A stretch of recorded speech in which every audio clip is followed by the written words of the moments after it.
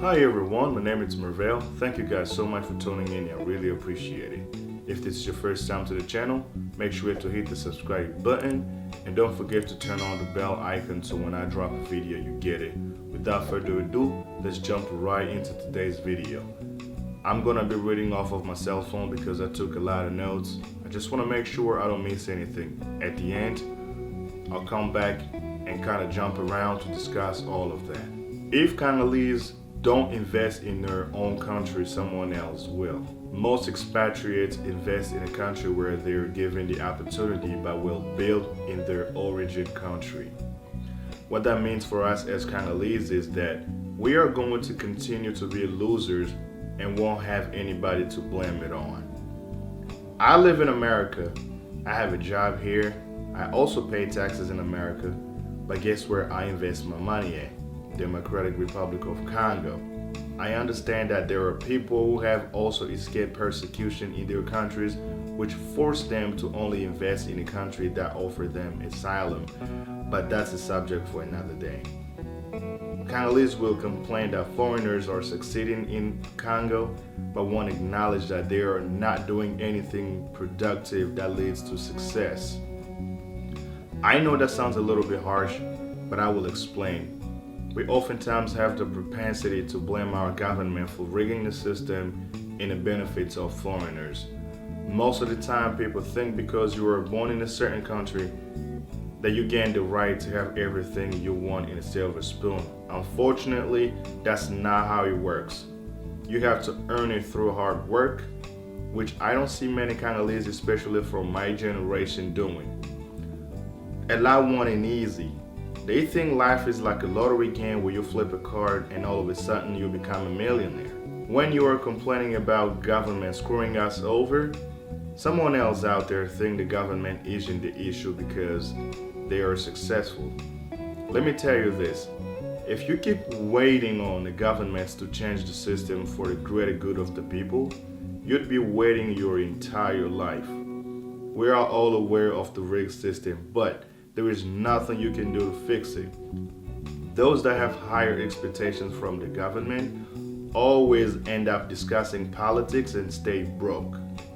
I don't want you to be left out. It is time to get up and get your head on a swivel, figure out what it is you want to invest, and go start your investment. The country belongs to us all. Expatriates are winning. Why can't we? I know some of you may find this a little disturbing based off of the words that I used in this particular notes that I took, but this is kind of the truth that we all have to face, and I think it's worth of talking about.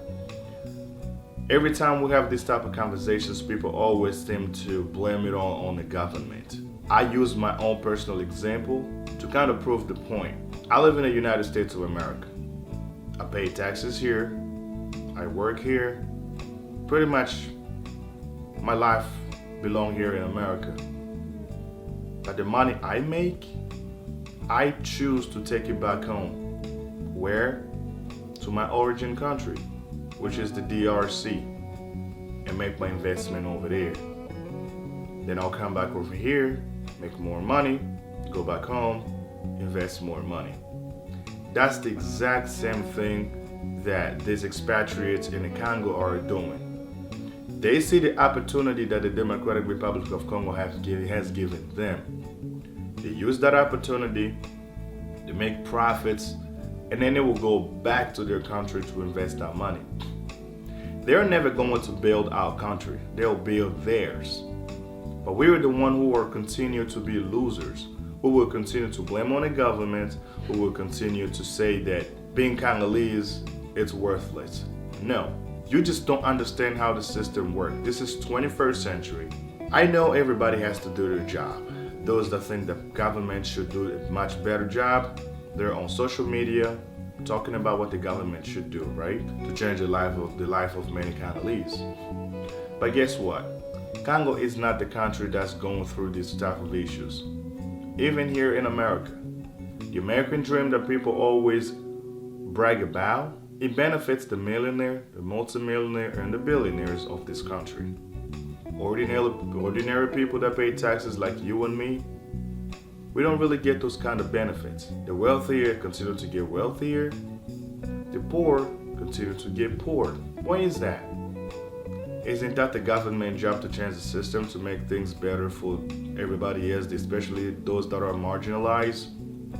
Of course, that's not the mission. That's actually the mission of the government. But the people who are acting in the name of the government are the problem. And that is an issue, that's a global issue, not only a Congo problem. So that's why I'm telling you, if you sit up there, continue to blame on the government, you will live the rest of your life discussing politics, blaming all the presidents, and you will never ever make any progress in your life. Back in the day, I used to be the same way. I used to think that, I would never invest my money in Congo unless a serious government takes power. And then when I see things start changing, that's when I'm gonna go over there and start investing my money in the Congo and be sure that my money is safe. Where I'll tell you what, your money is safe where it is invested. I don't care what type of investment it is. Your money is only safe when it is invested somewhere. I explain why. If you have a job and you make money, you probably know how hard it is to save money. It's really hard. The money is yours, but why can't you save it? That's why, especially here in America, we have like a 401k system and all these other saving programs. The intention is to help people save money throughout their whole career, so when they retire, they have a little bit of the money to either pay off their mortgage or buy a new home if they already had their previous mortgage paid off, and so forth. Because it is difficult to save money on your own. That's why people have a certain amount of money deducted from their paycheck directly into those type of account, and they don't think about it. When they retire, the money piled up. But if you have that money available in your hands, problems start coming. You just want to go on vacation. You just want to go here and do this and do that. That's in our human nature. We don't like to see money sitting in front of us. We want to use it, right? But think about if you have the money invested somewhere. For instance, you buy a piece of land. You want to build your dream home, right? Whatever dime you make, you put that through construction work. The money is probably, and for a moment, it's gonna feel that you're broke. You're really gonna feel broke. But the fact that your money is being invested somewhere, that makes it safe, doesn't it? Because the moment the house is fully built, you have a house that has higher value. If you want to resell it, to use some of the money for one purpose or another, it becomes a possibility, right? Because you just made your money safe. You understand where I'm coming from? That's what I'm saying. That when back then used to be the case with me, I always discussed politics. But it took me a little while to figure this out. When I understood that if I keep blaming on the government, I'll be the one who's going to continue losing, and I will be blaming people who are not even supposed to be blamed. And guess what I did? I refrained myself from politics, from all this nonsense discussion, and I just went straight to the point. I went to do exactly what I wanted to do. And I am glad that I made that decision, because it's the best decision I have ever made. But I had people who I used to be on the same boat with. And those people are still doing the same thing today.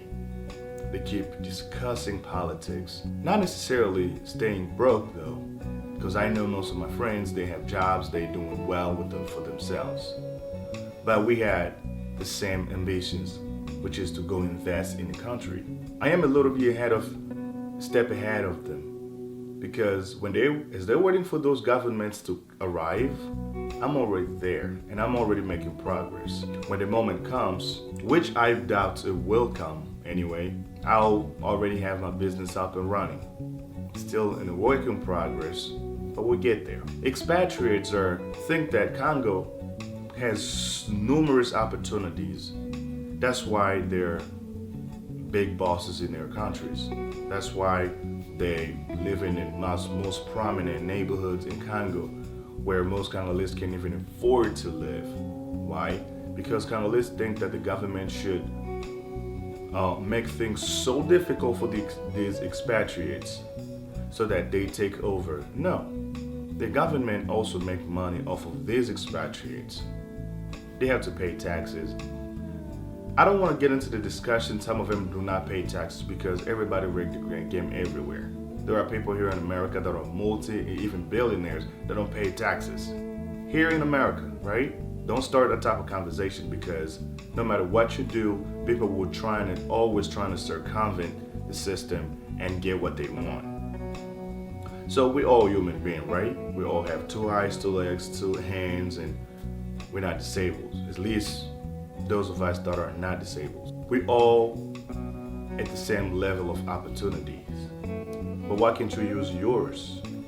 Because somebody has done their homework and they're doing well for themselves, does not necessarily make them bad guys, does it? They actually seen the opportunity that you are too blind to see. And I'm telling you this, if you do not invest in your own country, someone else will. They will invest there, employ the people of that country, probably paying them scraps to just keep them coming back. But they will never build your country. They will go invest elsewhere, where they're originally from. Which means it is in our duty, Congolese, to go back home to invest, to start our investments now. You invest in the country and you build your country because that's where you're from. I just give you my own personal example. I work in America, pay taxes here, but whatever I have left in my account and I think it's enough for investments, I take it straight back home. That's where I really want to build. I wouldn't want to build in the Congo more than I do here in America. That's just how it's going to be no matter what. That's all I have for you today, guys. Thank you so much for tuning in. I really appreciate it. If this is your first time to the channel, remember to hit the subscribe button and turn on the bell icon so when I release a video, you get notified. I am so curious to learn what you think about this argument in the comment down below. If you agree with me, comment in the comment section and let me know why. If you disagree with me, let me know in the comment section down below and tell me why. And I really appreciate it. Until the next video, I'll see you all later. Peace.